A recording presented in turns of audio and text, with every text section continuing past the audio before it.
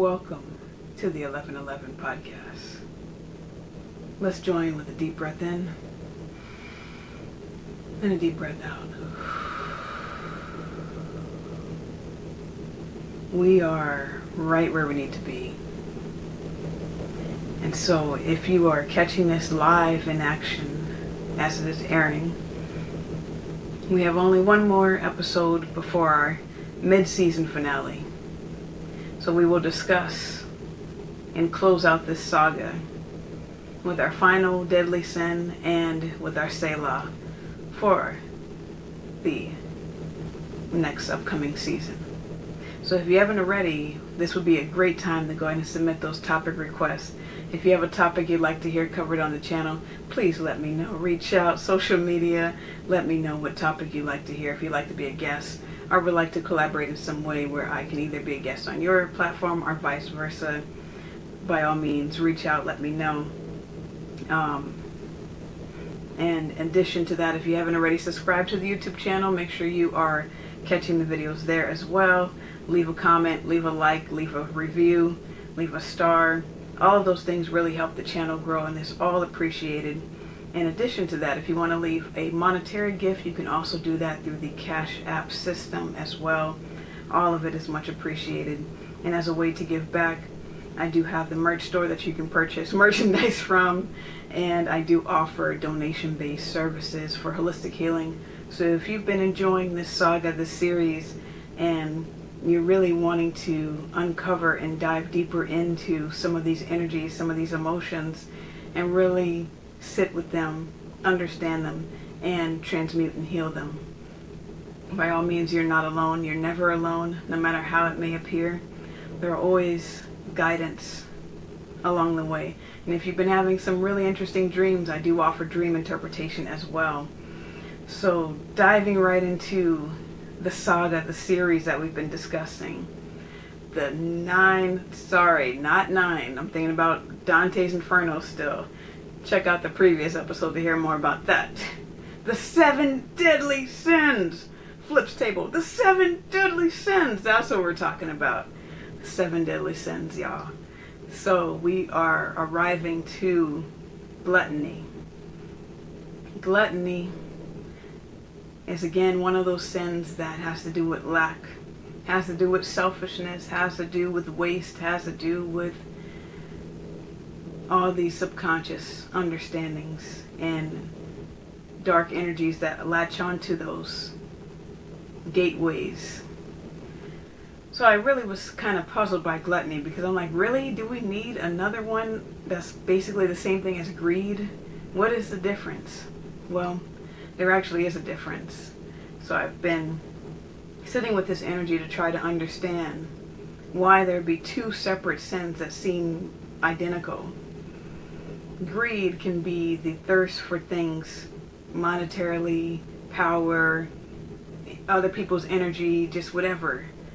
Gluttony can also be that in some similar ways, but it's more defined to food and drinks. And I thought, that's a waste of a sin. You already covered that. Like, why do that again? I don't know. But it actually has some more deeper revelations to uncover. So to understand gluttony, we must ask, what is gluttony? What is gluttony according to one recommended resource? What is gluttony? Now, I actually took a screenshot of this. Let's see. Can I find it?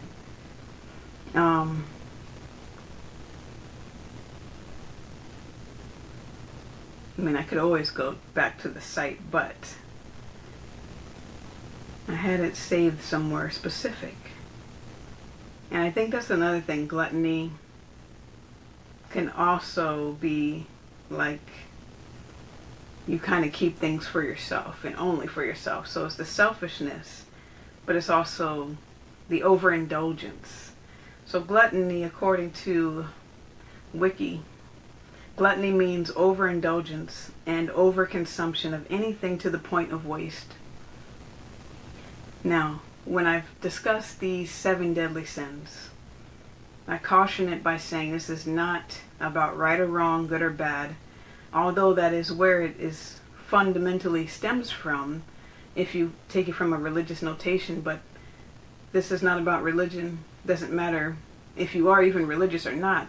The spiritual understanding of sin, if we want to call it sin, to use a term that most people have heard before, it's not to trigger judgment. It's not to trigger shame. But what it is to understand that these energies keep us from our divinity. They lower us. They separate us from love itself. And when we are not operating in our highest form, we are not truly living. We are existing, which is one form of experiencing this human experience, but it's not the only way to exist. It's not a way to be. There is another way to be. And these 7 deadly sins are so deadly because they rob you of that. But they guise themselves as fun. They guise themselves under the illusion of eat more food, get a supersize, all of this stuff. But it's hindering you and it's hurting you simultaneously.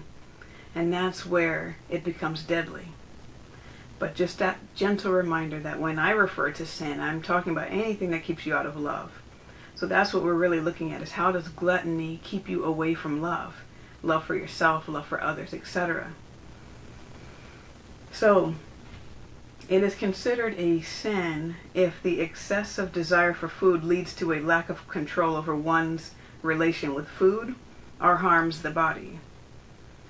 And it is considered one of the 7 deadly sins. Thank you, Wiki. So with that understanding, that is an overindulgence. Why might overindulgence be harmful and separate you from love? There's many things that may arise as to why that could be so. For one, we live in a world of abundance. But when we have to hoard that abundance, when we have to kill for that abundance, we are not operating in the vibration of love, but we have dipped into the vibration of fear. And anytime we operate with fear, we give demonic energy a strong foothold to enter into our lives. And so a lot of these energies are not understood because they are seen from the physical understanding of them. Now, things manifest in the spirit first before they manifest in the physical. So if you aren't aware, what you see is only half of the story. So when you see someone who's morbidly obese, for example, it manifests as a spiritual attack first. The spiritual attack of lack, the spiritual attack of not enough, stems from our childhood, stems from when we are entered into this realm. We are conditioned. We are programmed. We are susceptible to the environment and the beliefs around us, whether they are ours or not. And until we consciously choose a belief, how can we say it is our own? And so people who may be morbidly obese, they may have a fear of being seen, so they start to gain weight. Or they may have a fear of abandonment, so they start to gain weight, to feel that comfort, to not feel alone. There are many manifestations that this plays out in. As I've mentioned, people who never are full, never are filled. Let me just say, people who overeat are never doing it to be full necessarily. That can be one way, but usually it comes from a place of wanting comfort, or from a place of selfishness of there's not enough, or just out of boredom. So there are many ways that this can show up, and they all have direct correlations to our wounding. So whatever your deepest wounds are, that's how you cope with it. It's an unhealthy way of coping. And remember, all demonic energy is simply light inverted. It's the absence of light. We deem it right or wrong. But when someone has a demonic energy about them, a demon has just inverted its halo and to make it into horns. So understand that these energies are parasitical in nature, and they feed off of whatever energy you feed it. Gluttony works the same way, but you may see the physical effects of that. So, getting into some more understandings as to why and what this is, as this form of gluttony appears. Gluttony reveals that a person is not in control of their appetite, but instead they are a slave to their own indulgences. There's a Yu Yu Hakusho episode called, or a DVD called Dark Indulgences, and that is actually my favorite anime. And sidebar, they actually made a live action version of this anime, which is my favorite anime of all time. And it's on Netflix, and I am very grateful. You know, it's very sensitive to me because it's my favorite anime. Yu Yu Hakusho is my favorite anime of all time, so it's my precious. And I wanted to make sure that they did a good job with it, and I'm actually proud of how well it turned out. I appreciate the changes they made. I like where the storyline is headed, the actors, etc. They did a really great job, and I'm hoping very soon that they will renew for another season. So anyhow, saying indulgences, I just thought of that because there are dark indulgences, and anything that we do to in excess, even if it's something good, if we overdo it, it becomes something bad real quick. So you have to learn how to moderate things, you know. Understand that when you're not in control of yourself, anything can be in control of you. As they say, if you don't stand for something, you'll fall for anything. And when you are easily controlled, you're easily manipulated, you are easily powerless to whatever it is that's controlling you. And that's why I think gluttony really can combine with other of the deadly sins. As I've mentioned, if you struggle with one, you've probably struggled with another at some point. If not at the same time, you probably have struggled with it. And I feel like gluttony is most similar to, obviously, greed, but it's also very similar to lust. Because when you have no control over yourself and you just give in to every whim that you feel, without discernment, without wisdom, without precaution, that's when it becomes foolish. And that's when you're being controlled by it. And because lust can be connected to different types of addictions, similar with gluttony, it can become an addiction. You get addicted to the chemicals being released. You get addicted to the sensation of eating food and drinking drinks. You get addicted to that sensation that you're not even appreciating it anymore. And remember, love is about appreciation. It's not about possession. If you love something, you don't need to occupy it. You don't need to consume it. You don't need to possess it. You seek appreciation, which involves respect, which involves curiosity, which involves an adoration for that thing. So if you don't respect the food that you're eating, what message are you sending to yourself? It's attributing to that feeling of worthlessness. It's that feeling of you don't deserve good food. You don't deserve to eat until you're full. You deserve to overeat, which is an indication, in my opinion, of abuse. Because anyone who is abusive has been abused themselves. And if you're abusing yourself with food, with drinks, to an excess, that's because you've been abused. And that might be tough to recognize and to admit, especially if you're around people who consider themselves good, righteous, loving people. I've also noticed that this spirit of gluttony is bred in unhealthy environments. You cannot be a healthy person and be in an unhealthy environment. It doesn't work. So when you see people who are operating with these deadly sins, they're buddy-buddy with other people who are operating with those deadly sins as well. They might not even be the same deadly sins. It doesn't matter. As long as you're sinning, you're in the club. You know what I mean? You're welcome here. But if you actually want to heal, if you actually want to pursue health and wellness and peace, oh, you're ostracized. You're demonic now, you know? And so if you're someone who struggles with gluttony, for example, when you start to heal, you start to choose better. You start to eat more consciously. You start to really take in consideration your health. The friends that you may have right now, they may judge you. They may taunt you. They may tease you. They may tempt you. Come on, man, have a drink. Come on, girl, we're going to get, this amazing brunch that we're going to get 17 brunches, and we want you to join us for all of those. Come on. And as soon as you start to change, we're concerned. We need to have this meeting, like, are you okay? Like, you're not doing the things you used to do. We don't understand what's going on with you. And that's because caterpillars don't speak the same language as butterflies. That's why you'll never see a butterfly talking to a caterpillar. They don't associate anymore. Even though you once were a caterpillar, once you evolve, certain things have to drop off. Butterflies hang out with butterflies. Caterpillars hang out with caterpillars. Now, if those caterpillar friends of yours want to evolve into a butterfly, or whoever you associate with, then that's fine. They can meet you on the other side of healing. But if they don't, then you have to make a choice. If a caterpillar never emerges from that cocoon, or never even ventures into it, it will never become a butterfly. And even worse, if it stays in the cocoon to appease all the other people and other caterpillars around that are saying, don't go, don't become a butterfly. And that caterpillar decides to not fulfill the role of going through that process.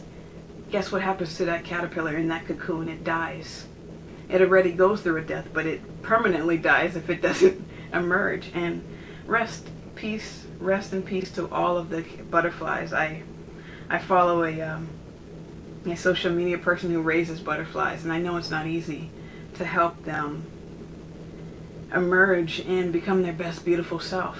Not everyone makes it through the process, nor does every caterpillar. So nonetheless, if you're on that journey of healing, you have to be very honest with yourself. Are you willing to give up the things that make you sick? Whether that includes people, places, things, etc. And if you're not, that's okay. Maybe you'll never be, or maybe you will be in the future. But nonetheless, you have to be honest with right where you are right now. Because this is not an easy path. None of these deadly sins are easy to get out of. That's why they're so deadly. And the odds are you're around people who will encourage you to continue to hurt yourself. So you have to really ask, am I in the best environment? And love is going to feel foreign to you. If you haven't developed an appetite for healthiness, it's going to be gross. Ew, get that broccoli away. Ugh.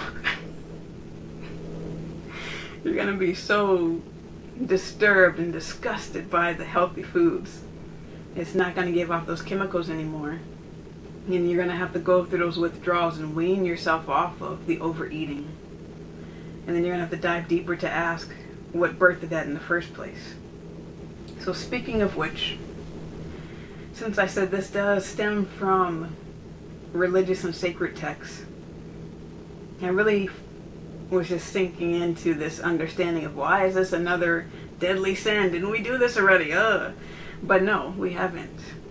And Spirit showed me a sacred text passage, brought it back to my remembrance of the story of Esau, the son of Isaac. Story of Esau and Jacob. Now some of you may be familiar with it. Awesome. For those who are not, awesome as well. But to summarize it, from sacred texts, comes from the book of Genesis. There was these two twin brothers, Esau and Jacob. And Esau was the firstborn. He was the firstborn. And Jacob, actually I don't know if they were twins, don't quote me on it, I haven't read the story in a long time. Don't know, but anyway, they were siblings, and Esau was the firstborn, and their father Isaac was about to, I think he was about to die, right? I'm doing a terrible job at recapping this, so I would encourage you, if it's in your alignment, to go look it up yourself. But anyway, Isaac, the father, was getting ready to give a blessing to his children. And so Jacob was the second child born. And Jacob's mother is like, hey, I got a plan. Why don't you trick Esau into giving up his birthright for a bowl of lentils? And you know, that's so fitting because I'm making dal tadka today, so that's so fitting. I love it. And so Esau gives up his birthright because he was hungry.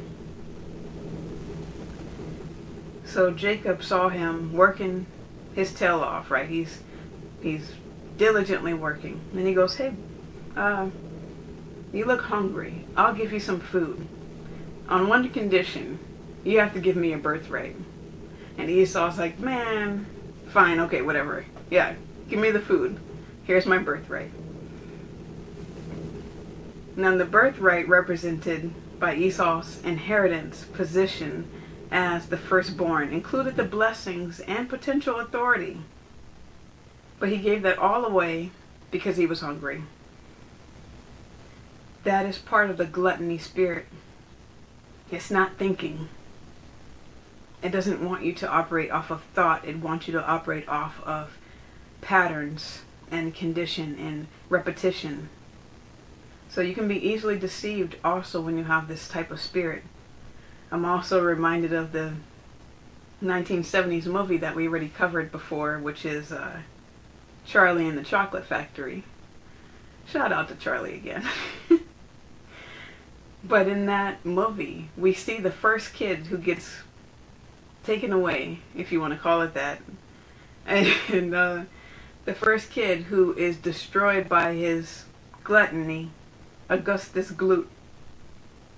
And the Oompa Loompas have to, you know, whisk him off. And I think that's actually the song that I mentioned in the previous episodes that you'll hear. So understand that gluttony can be very impulsive, just as all overindulgence is. When you're gambling, you're overindulging in just the highs and the lows. You know, you can get addicted to a certain kind of sadness. You can overindulge in that as well. So understand that gluttony, in this moment of Esau deciding that having a bowl of food was more important than preserving his birthright.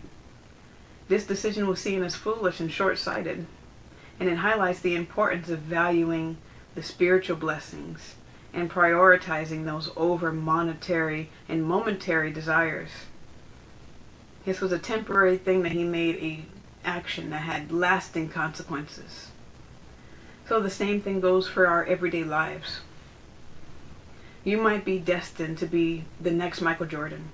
You might be destined to be a great ambassador. But if you make certain choices, just because it's destined for you does not mean it's guaranteed. Nothing is guaranteed. Not even life itself is guaranteed. I know that can be a little morbid, but that's the honest truth. So you have to take everything into consideration.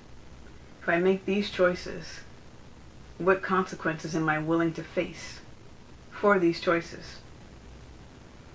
And you also have to check your heart as well. Are you doing this for a selfish gain? Are you doing this from a place of selflessness? Or is this under the guise of false righteousness? You have to really be honest with yourself.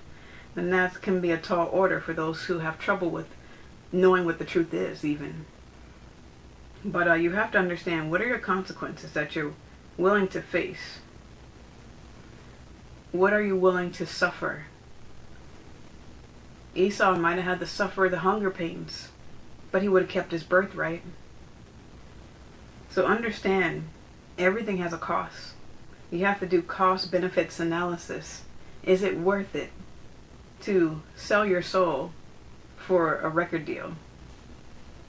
Now, no one can make that choice but you. No one can tell you what is right or wrong for you but you. For some people it definitely is, and some people that is their purpose, believe it or not.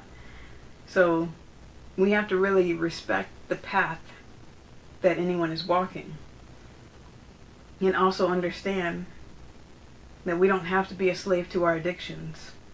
Because when you operate from the spirit of gluttony, similar to lust, you are in bondage. You are in bondage. So you don't have to live a life of bondage, but most people do. And insult to injury,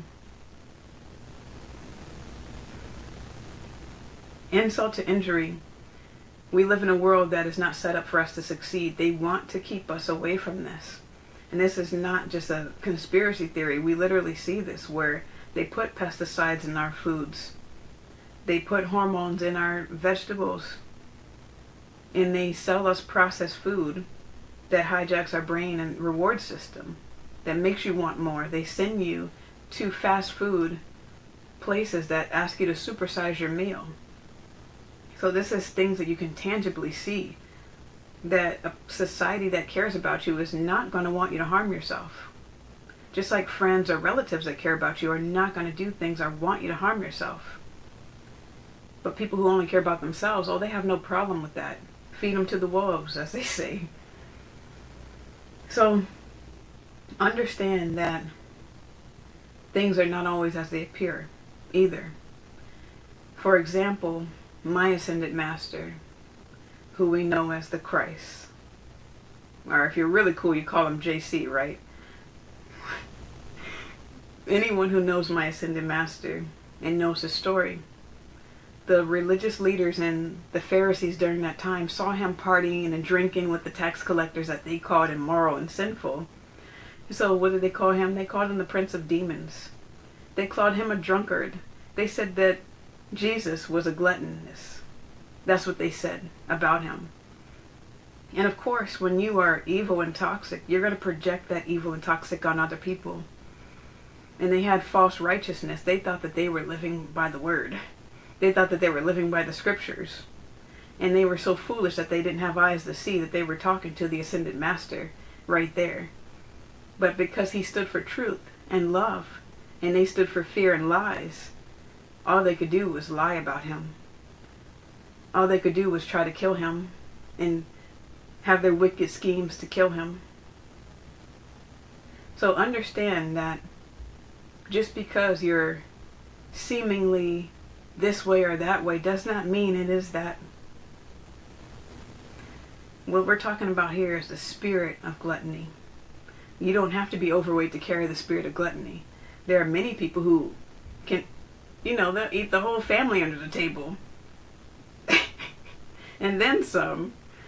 And so you have to understand, it's not about anything tangible necessarily. It can be, and it also cannot be. This is an and both understanding of consciousness, which can be challenging to grasp when we live in such a black and white world that has, this is bad, this is good. It's not that simple. There are many shades of gray, especially on the spiritual path. So understand that it's really about a lack of self-control. It's not just about the quantity of food. It's about the quality of food that you're eating. If you're eating high quality, high vibrational food, you don't have those cravings as often or as much because you're satiated, you're satisfied. You're not eating emptiness. It was very painful for me once I started making my own meals to realize I started trying to make meals that I would have in my childhood, and it was so painful because it was so empty. Just like the environment I was raised in, so empty, so hollow. And that is my assessment, and that is my reality of what I experienced. And when I would try to make those foods, I just felt sad. I would try to make similar foods and similar dishes, and it was like, why? And so as you mature, as you grow, you have to find what works for you. And it doesn't matter what anyone else determines works for you. You have to decide what works for you.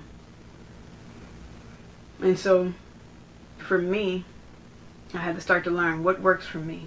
What food choices do I want? And so when I became vegan, that's what aligned for me. Because I could feel the pain of the animals that I was ingesting. I could feel the karma that they had endured. And I could feel the karma I was ingesting as well.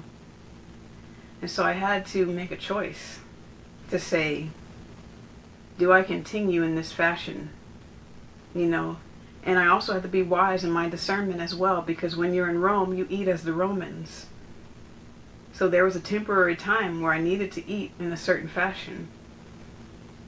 And also it helped me understand the gap, the vibrational gap And in order to cross that vibrational gap, you have to do things intentionally. So there will be things, situations, people, etc. that will be left behind because they're not willing to make the trip.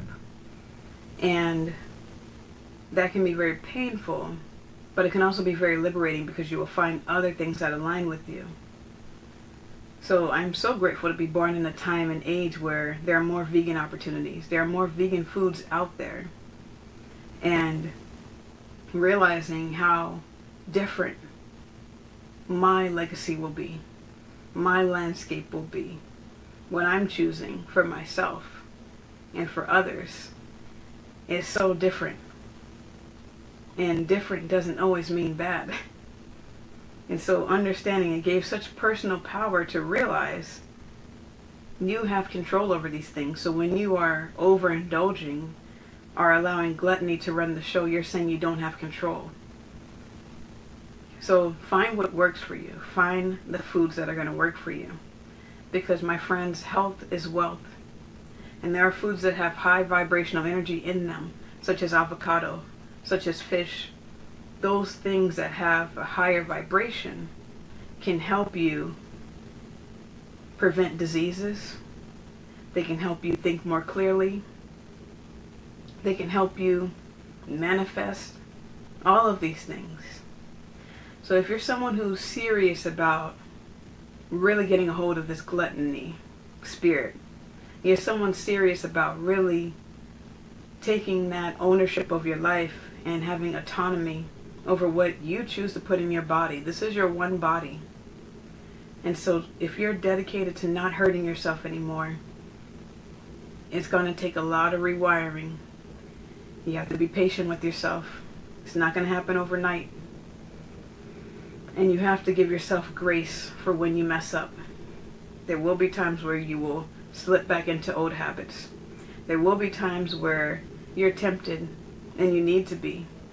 And as you build resistance, healthy resistance to that, you will learn and you will find a way out of the darkness. So for those who are serious, one way to heal is starting with meditation. Start with some meditation. Mindfully eating your food. Mindfully eating your food. Take the time to really feel all the sensations. Chew your food. Allow your food to digest. And then check in with yourself. Do you want more? Are you really hungry? Or are you trying to find comfort? Or are you trying to not feel alone? And then sit with that. What emotion are you trying to get away from? And understand that. The next thing I would suggest is to practice self-control and gain foresight. Easier said than done. It is not going to be easy to pick up a healthy snack when you see you're bombarded by all of this junk food. So you're going to have to practice self-control. In addition to that, perhaps having an accountability partner, someone that's on this path with you, that wants to heal with you, that can monitor things that you're eating and doing.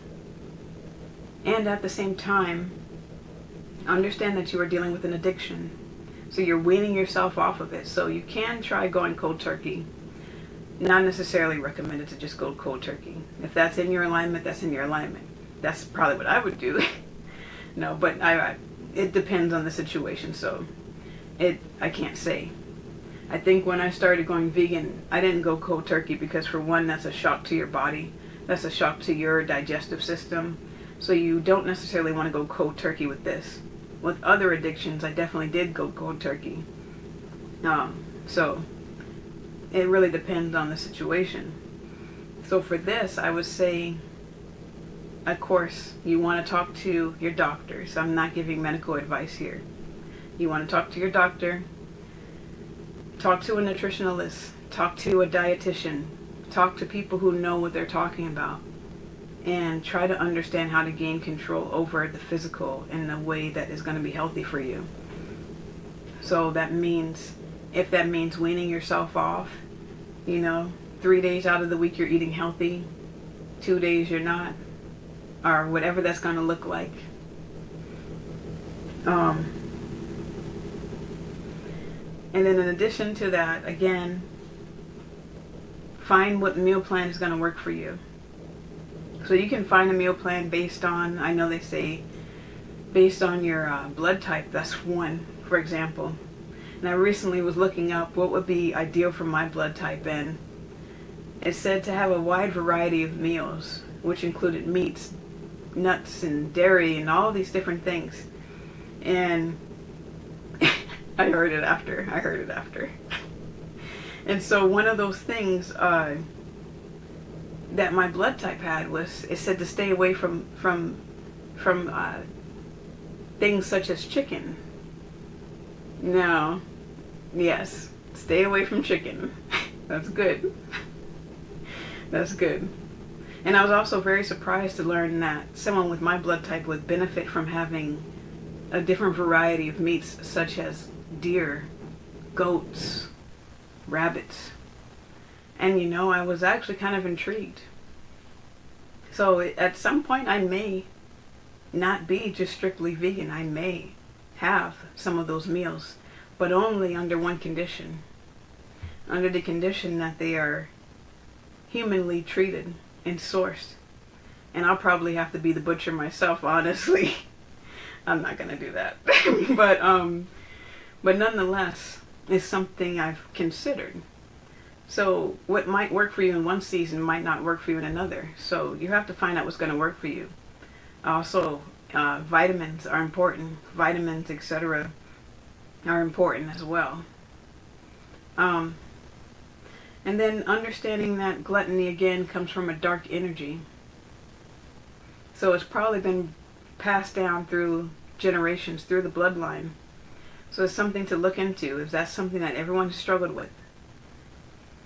And I'm also thinking about another movie that I love, The Dark Crystal. And in The Dark Crystal, we see the Skeksis who think they have all this power and all this might, just throwing a feast for no reason. And they're so wasteful. And you see all this food, they're just eating all this food. Overindulgence. That's what I think of when I think about gluttony. I think about the Skeksis having a feast with all this food.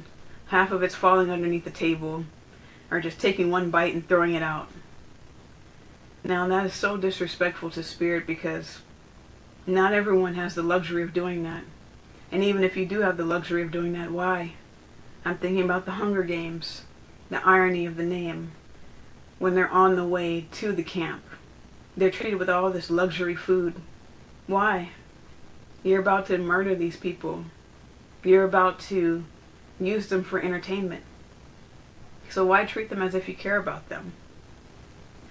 So in the same fashion, the spirit of gluttony does not care about anyone. And there's actually a demon who controls gluttony, Beelzebub. And you can research that on your own, but understand that these energies are not for you. They are parasitical energies feeding off of your energy. And what happens is it creates a selfishness, a void also within your soul. And when you're overindulgence, and there are people literally out here with no food to eat. There are people out here suffering. But the demon doesn't care about that. It only cares about its own needs. So you have to understand, why is this so dangerous? And no one can tell you but you. And if you struggle with this, again, I send my deepest condolences, because this is a death you're going to have to go through to get rid of it. And I also know that you're strong enough to go through it if this is your path. And it's not your fault that you have been tainted by these energies. But you do have an opportunity to exit out. It's exit stage left from these energies. It's not going to be easy. And you may have to make a lot of changes. Changes can be hard. Changes can be challenging. But change is not impossible. It's not. So in essence, gluttony is about a lack of moderation and a tendency to overindulge. So instead of overindulging, how can we pause? How can we just say, namaste? That I see the light in myself, I see the light in everyone else. And that we don't need to harm ourselves to try to harm someone else. And we don't need to harm ourselves because we are worthy of more than harming ourselves. And we deserve more than harming ourselves. So you're well on your way. You're halfway there. Go ahead and give this a like. Go ahead and share this with someone you think may benefit. Leave a comment if necessary. And I look forward to seeing you on the mid-season finale. We'll be discussing our final deadly sin and taking our Selah. So I appreciate you all.